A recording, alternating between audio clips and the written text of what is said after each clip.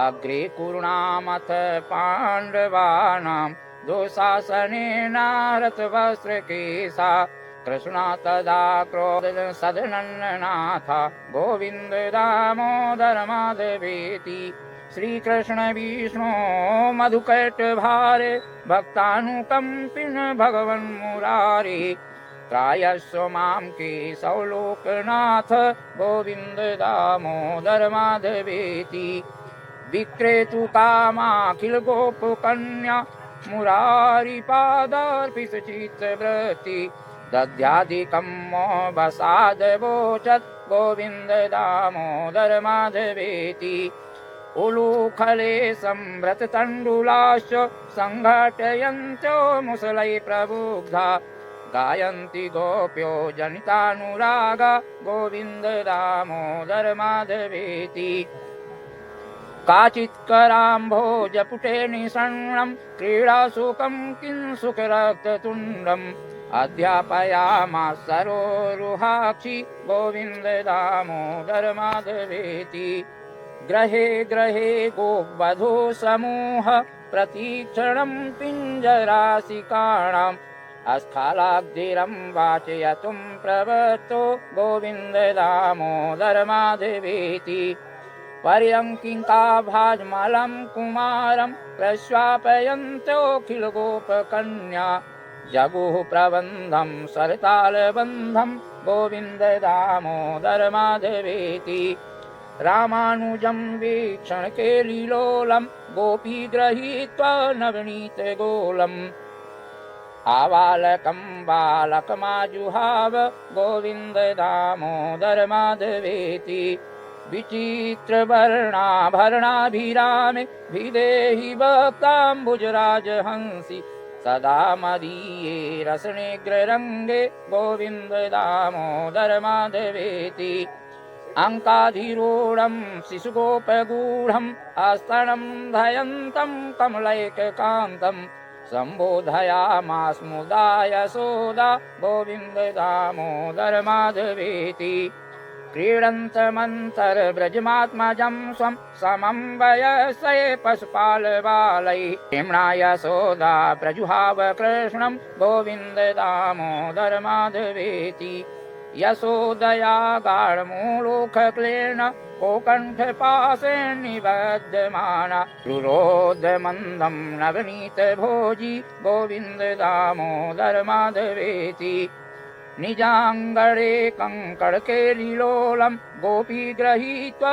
नवनीतगोलम् आमिर्दयात् पाणितलेन नेत्रे गोविन्द दामोदर माधवेति ग्रहे ग्रहे गोपवधूकदम्बः सर्वे मिलित्वा समवाययोगे पुण्यानि नामानि पठन्ति नित्यं गोविन्द दामोदर माधवेति मन्दारमूले वदनाभिरामं बिम्बाधरे पूरितवेणुनादं गोगोपगोपी जनमध्यसंस्थं गोविन्द दामोदर माधवेति उत्थाय गोप्यो पररात्रभागे स्मत्ता यशोदा सुतबालकेलिं गायन्ति कोचैर्दधे मथन्त्यो गोविन्द दामोदर माधवेति जग्धोऽथ दत्तो नवनीतपिण्डो ग्रहे यशोदा विचिकीर्षयन्ति उवाच सत्यं वद हे मुरारे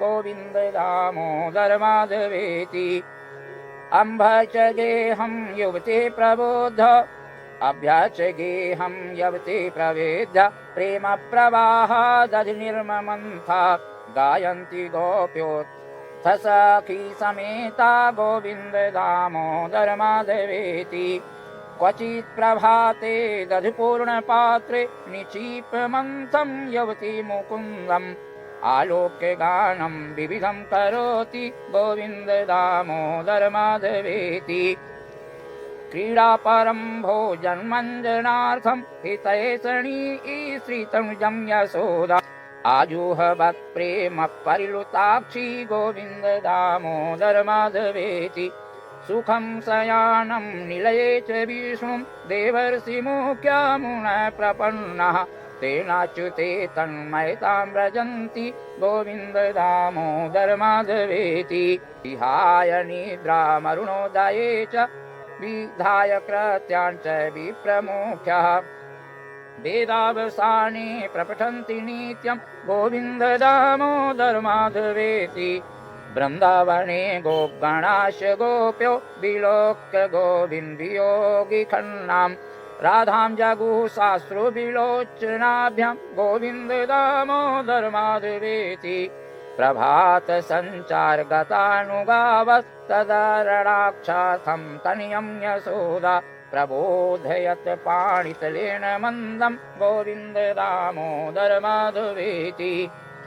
प्रवालशोभा इव दीर्घकेशा वाताम्बुपर्णो सनपूतदेहा मूले मूले तरुणां मुनय पठन्ति गोविन्द दामोदर माधवेति।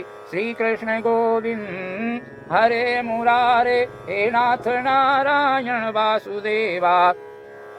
एवं ब्रुवाणा विरहातुराभ्रसं व्रज श्रियः कृष्ण विसक्तमानसः वृषज्जलजां रुरुदुस्म सुस्वारं गोविन्द दामोदर माधवेति। गोपीकथा चिन्तनपिञ्जरस्थं सुखं वचो वाचयितुं प्रवृत्ता आनन्दकं व्रज चन्द्रकृष्णा गोविन्द दामोदर माधवेति।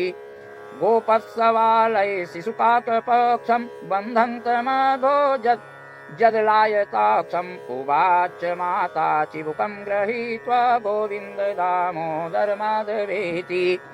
प्रभातकाले वरवल्लभौघा गोरक्षणार्थं धृतवेत्रदण्डः आकारयामासुरनन्तमाद्यं गोविन्द दामोदर माधवेति। जलाशये कालीयमर्दनाय यदा कदम्बादपन्मुरारी गोपाङ्गनाशु प्रसुरेत गोपा गोविन्द दामोदर माधवेति। अक्रूरमासाद् यदा मुकुन्द चापोत्सवार्थं मधुरा प्रवेष्टि तदा सपोरैर्जयति भासि गोविन्द दामोदर माधवेति। कंसस्य दूतेन यदैव नीतो वृन्दावनान्ताद् वसुदेवसूनो रुरोध गोपी भवनस्य मन्धे गोविन्द दामोदर माधवेति। सरोवरे कालियनागवद्यं शिशुं यशोदातनयं निशम्य चक्रुल्लुठत्याः पथिगोपबाला गोविन्द दामोदर माधवेति। अक्रूरयानि यदुवंशनाथं संरक्षमाणं मधुरां निरीश उचेर वियोगात् किल गोपबाला गोविन्द दामोदर माधवेति। चक्रन्द गोपी नलनीवनान्ते कृष्णेन हीना कुसुमे शयाना प्रफुल्ल नीलोत्पललोचनाभ्यां गोविन्द दामोदर माधवेति। माता पिताभ्यां परिवार्यमाणा गेहं प्रविष्टा विललाप गोपी आगत्य मां पालय विश्वनाथ गोविन्द दामोदर माधवेति। वृन्दावनस्थं हरिमासबोध्या गोपी गता कापि वनं निशायां तत्रापि दृष्टात् भयादवोचत् गोविन्द दामोदर माधवेति। सुखं शयाना निलये निजेऽपि नामानि विष्णो प्रवदन्ति मात्या त्रिनिष्ठितं तन्मयतां व्रजन्ति गोविन्द दामोदर माधवेति। सा नीरजाक्षीं वललोकराधां रुरोध गोविन्द वियोगि खिन्नां सखी प्रफुल्लोत्पललोचनाभ्यां गोविन्द दामोदर माधवेति। जिह्वे रसगे मधुरप्रिया त्वं सत्यं हितं त्वां परमं वदामि आवरण एथा मधुरा चराणि गोविन्द दामोदर माधवेति। आत्यन्तिकव्याधिहरं जनानां चिकीर्षकं वेदभितो वदन्ति संसारतापत्रयनाशबीजं गोविन्द दामोदर माधवेति। ताताज्ञया गच्छति रामचन्द्रे सलक्ष्मणेरञ्चये ससीते चक्रन्द रामस्निज जनित्री गोविन्द दामोदर माधवेति।